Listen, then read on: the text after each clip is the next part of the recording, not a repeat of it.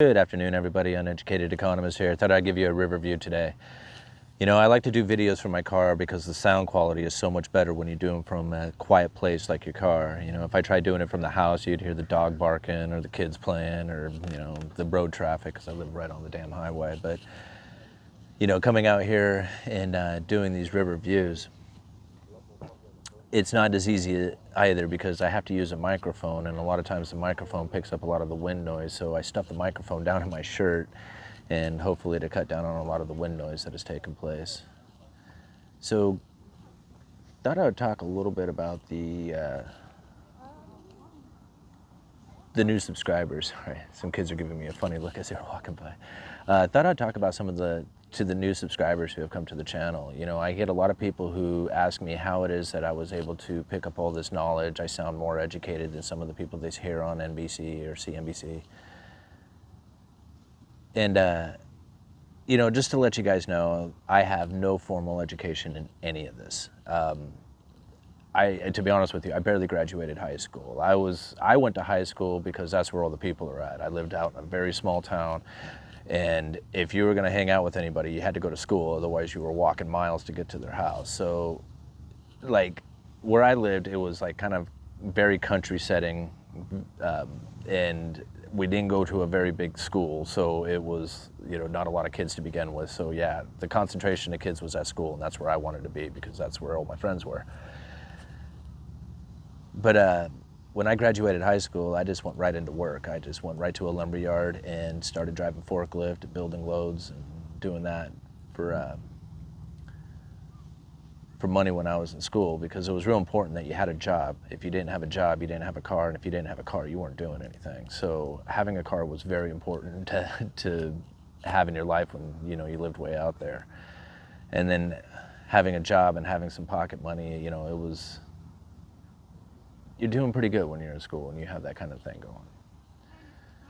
But yeah, just to let you guys know, I have no formal education in any economics. I mean, any kind of financial advice that you may think that I'm trying to give, please reconsider, do your own research on it. I have no way of giving you advice on finances. I have just recently pulled myself deeply out of debt. Well, to me it was deeply out of debt. I look back on it, it doesn't seem like such a big deal, but at the time it seemed like it was something I was never going to be out of. And every time I felt like I was starting to get ahead, something else would hit me and I'd go deeper back into debt. And it just I just felt that it was something that I was just always going to have. It was never not going to be part of my life. And I just made a commitment that I was going to get out of debt. I was like, I don't want to be in debt any longer. I'm tired of this. I just want to be done. And I walked to work. I drove very broken down vehicles. Literally, I would consider a vehicle $100 a month. If I could get $100 a month out of a vehicle, then I was doing pretty good.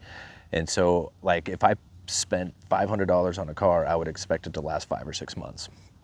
And that's pretty much how I've been buying cars. And, really at $100 a month, that's not too bad considering that most people I know with car payments are up around $300, $400, $500 a month. So yeah, $100 a month to have a ride really isn't that bad.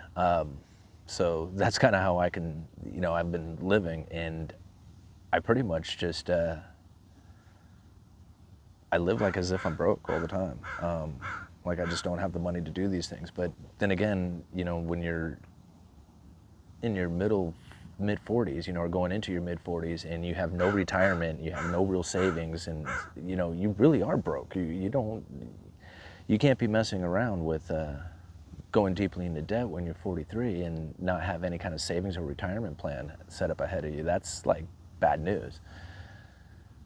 And that's the position that I found myself in. I'm working towards it. I'm trying to figure out my investments, in a way. But really, if you were to, if I was to cash out everything that I have, I mean, I really wouldn't have that much,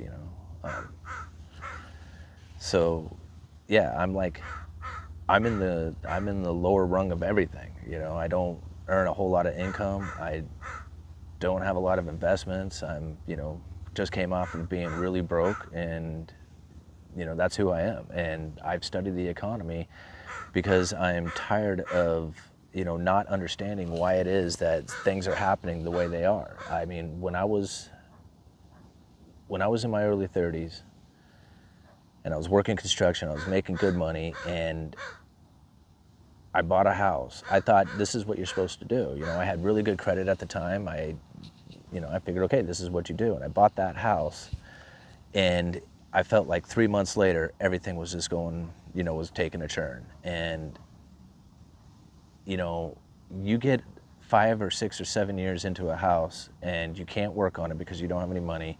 You depleted all your savings because you've lost your job. You're going into debt because you had a kid and you got to buy things. It's just, it's a rough time to go through.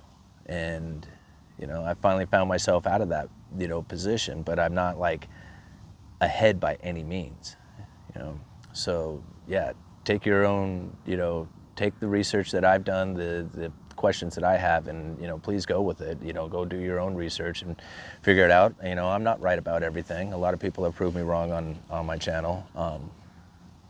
I try and back up everything I say with articles, to justify some of the stuff that I've talked about, because a lot of it is contradictory to common belief. But anyway, I just wanted to kind of let you guys know a little bit about who I am and what I'm up here doing, up here on YouTube doing. I started this channel to have a conversation. I wanted to talk economics with people, and a lot of people in my immediate vicinity, they kind of roll their eyes when I talk, because I guess I've just talked too much about it. I've, shared too many things with them, and they just pretty much stop listening. And, I think a lot of people kind of relate to that. They probably, have the same thing going on. So this is kind of my outlet for wanting to spark conversation and talk with people about what's going on in the economy. And I'm really glad that you guys are here. I've said it in previous videos. YouTube has really changed my life. It's the education that I've got from it, just doing the research to come up with these videos, has just been outstanding. It's been overwhelming. I've learned so much, like an invaluable amount. And some of the great people who are in the comment section, and just the people who thank me for putting out the question, putting out the research, and doing the videos in general. So I should probably leave you guys with a little bit of information or something. What was I reading about this morning? Oh, China. China is fired up their repo. I guess they've already had the repo going, but their overnight reverse repo thing stretched out 7 days. They added a ton of liquidity. Well, at least for their market. For us, it's not that big of a deal. But they added I'll find the link down in the. I forgot how much it was. It was in the billions. Amount of liquidity that they added to the banks to make sure that they stayed liquid. It's the same kind of situation that took place with the United States back in September, and we're seeing it kind of find itself there over in China again right now, where they're running short of liquidity. The banks are. What else was I reading about that I thought was interesting? Oh, Zimbabwe. Yeah, that was the other article. I'll leave those two articles for you guys. I'll leave the China one, and I'll leave the one in Zimbabwe, because Zimbabwe is going through a hyperinflation. And they had, about a year ago, from what I understand, pegged their dollar, pegged the Zimbabwe to the dollar. They said, okay, that's it. Everybody's money out there, we're going to convert it 1-for-1 over to a Zimbabwe dollar, but there's no more United States dollars in the bank. So there was a time when you could have a bank over in Zimbabwe and hold US dollars in that bank. But one day the government came in there and just basically said, that's it. We're taking all your US dollars, we're giving you 100 in Zimbabwe dollars, 1-for-1 exchange. Well, from what I understand now, that your 100 Zimbabwe dollars will get you 4 United States dollars, US currency. So they devalued that currency by a dramatic amount in just a matter of a year. And, it just kind of goes to show what governments will do to try and save themselves. And by doing that conversion, where they just locked everybody's money up and says, okay, you no longer hold US dollars, you hold Zimbabwe dollars, that pretty much put a death sentence to their finances, to their, to the individual's wealth, is what I should say. And those people's lives will never be the same. So anyway, Uneducated Economist. You guys let me know.